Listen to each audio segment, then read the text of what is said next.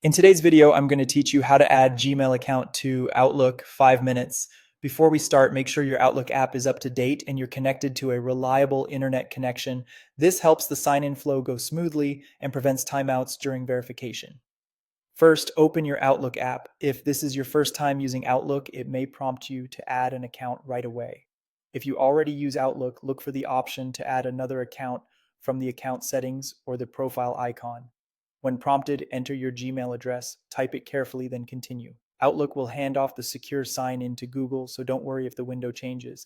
Next, click Continue. Outlook will open a browser window where Google manages the authentication. This is normal and ensures your credentials are handled by Google's secure sign-in page. In the browser, select your Gmail address. If you aren't already signed in, you may be asked to enter your Google password or complete two-step verification.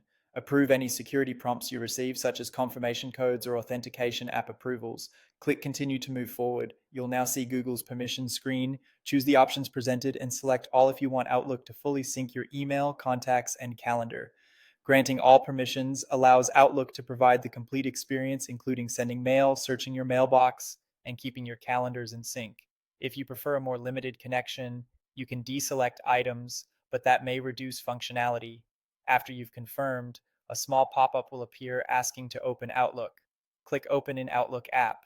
If your browser asks for permission to open the app, allow it. If the pop-up doesn't appear, check your browser's pop-up settings or look for a prompt in the address bar. Back in Outlook, follow the on-screen prompts to finish.